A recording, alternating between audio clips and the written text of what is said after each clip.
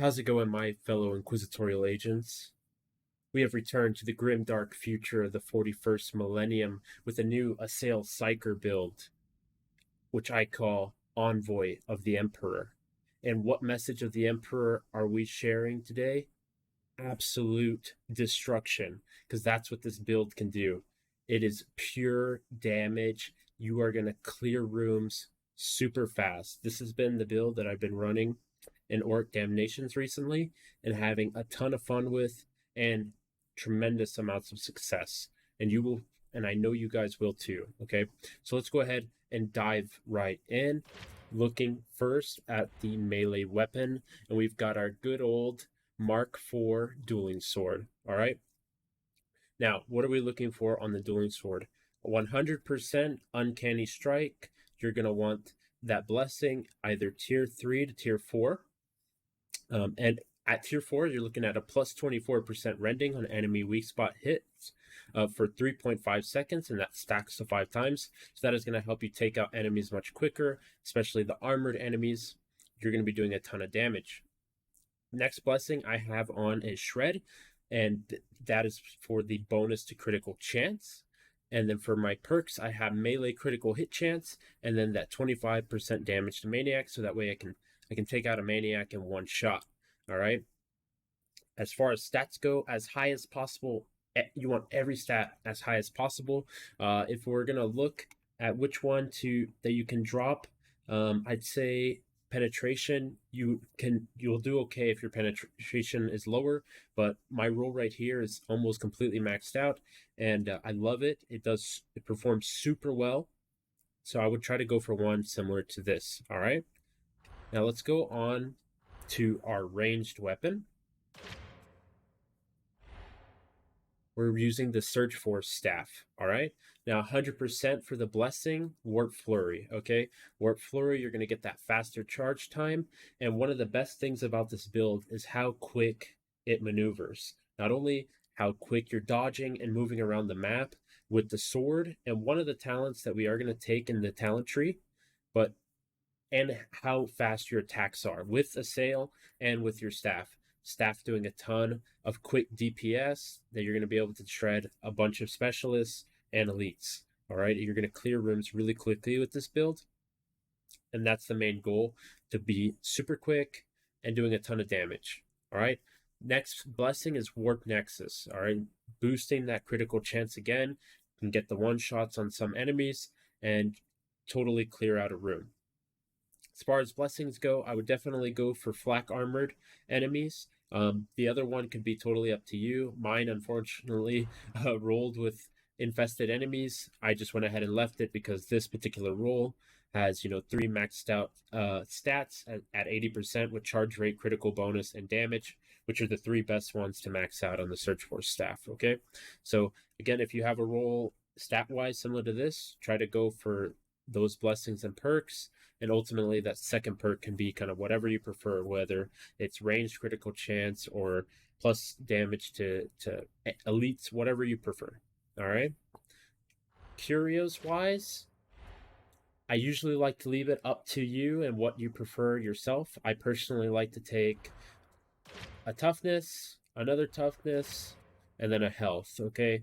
And you guys can run whatever you would like, but I've been finding more success with double toughness and 1 HP boosting Curio. All right, now let's get into the nitty-gritty of this build, this Envoy of the Emperor build with the talent tree, okay? And that's what we're going to look at today. Now, I have built this build to be, like I said, super fast. We want to clear out a room as quickly as possible, and we want to be able to take out any elites or specialists as quickly as possible. And that's what this build can do, while regenerating your toughness, keeping you alive, which in turn can help keep your teammates alive. So this is an all-around really potent build for Orc Damnation and regular Damnation and Heresy if you're still playing in those game modes as well. But for Orc Damnation, it is doing tremendously well. I did play around with multiple different setups, and this is the one that I ultimately felt the most comfortable with. And so this is the one I'm going to share with you today, but I'm also going to show you some alterations that you can do with the tree to just for your preference, okay? And you can try it out for yourself and let me know what you think. But all right, let's start out with Soul Stealer to get that 7.5% toughness regeneration on Warp Attack Kill, which we will get from our Assail and from our staff. We're going to take Perilous Combustion for whenever we kill an elite or specialist to get that extra 3 stacks of Soul Blaze to damage over time the enemies nearby. We're going to pick up Quietude to replenish more toughness for each peril quelled, and replenish more toughness with Warp Expenditure as well for each peril generated, 10% generated. Now, with this build, I took Metal, okay? And the reason I took Metal is this build is already super quick. So why not move super fast? And surprisingly enough, with Metal, paired with the Surge Force Staff, paired with the Sail, and paired with the Dueling Sword, you are going to be pumping out criticals like crazy. Specifically with the Surge Force Staff, the critical pop is insane. All right, so you will pretty much always have this in every engagement, and it's a free, easy 5% toughness replenishment, and you get that speed boost, and it stacks 3 times. You get that 5%, so a total of 15% speed boost that will stack up, and that can really help in a horde engagement or when you're trying to dodge, a gunner squad. Can really help.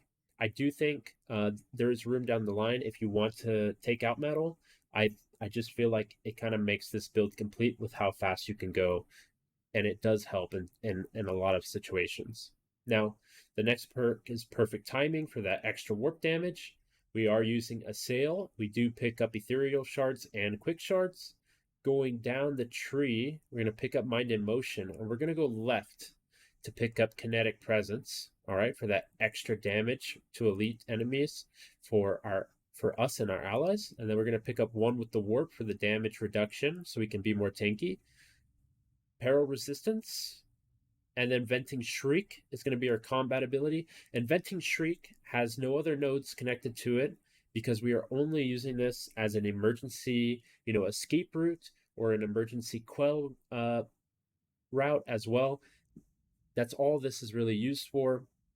We're mainly doing all our DPS through Assail and through our staff and through the sword, okay? The combat ability is only there for the utility of doing more damage with the sword or Assail, all right?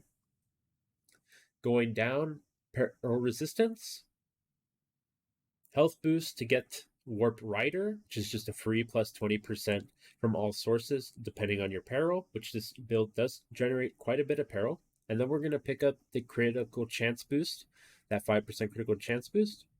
We're going to go all the way down the left tree, all the way down to get Warp Siphon, and we're going to use the Warp Charges.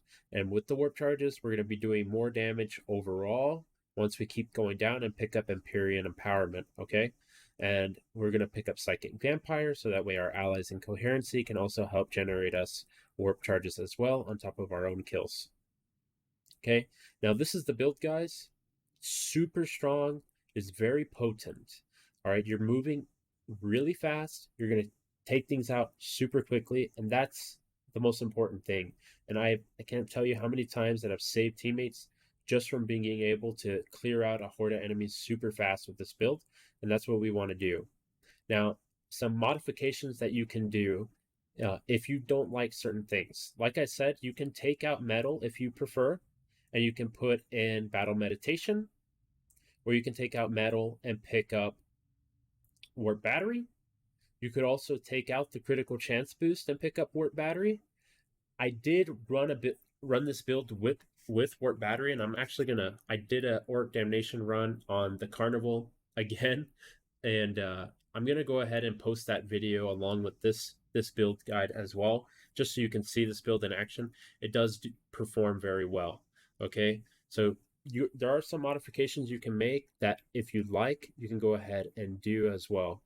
If you really want to, you can take out critical chance boost, you can take out Metal, and you can even put on Creeping Flames on the Venting Shriek if you prefer. I really honestly haven't found it absolutely necessary, and really have been enjoying this build. Since you are moving so fast, already in itself, the dueling sword, that 7.4% dodge distance boost and the plus 0.86 sprint speed, you're already moving pretty quick with the dueling sword.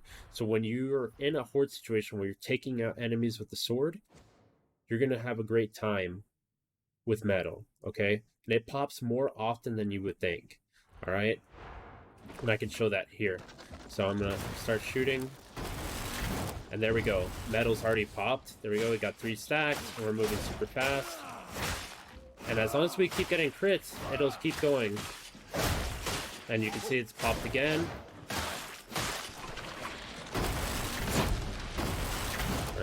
We have it again. And we can move even quicker. Alright? And that's what this build is for. We're going to move fast. We're going to take out enemies.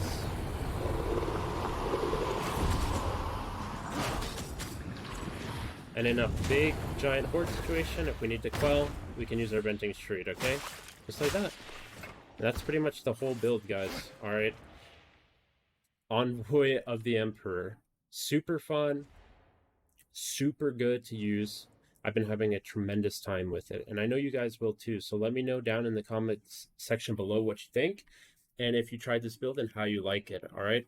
And again, like I said, if you need to, you can take out that critical chance boost and pick up Warp Battery for that extra boost and damage, because we are utilizing Empyrean Empowerment, right? So you can actually get some extra damage off of that through Warp Siphon, okay? And then if you need to, you could also take out critical chance boost and metal, and you can go into creeping flames on your venting streak. Whatever you guys prefer, I think you can make that adjustment, and this build will still perform very well. However, I am having so much fun with metal, popping crits, and ultimately moving super quick around the map and avoiding taking damage and staying up alive for my teammates. So thank you guys so much for watching. Let me know down in the comments below what you think of this build. I hope to see y'all in the next video. Bye-bye.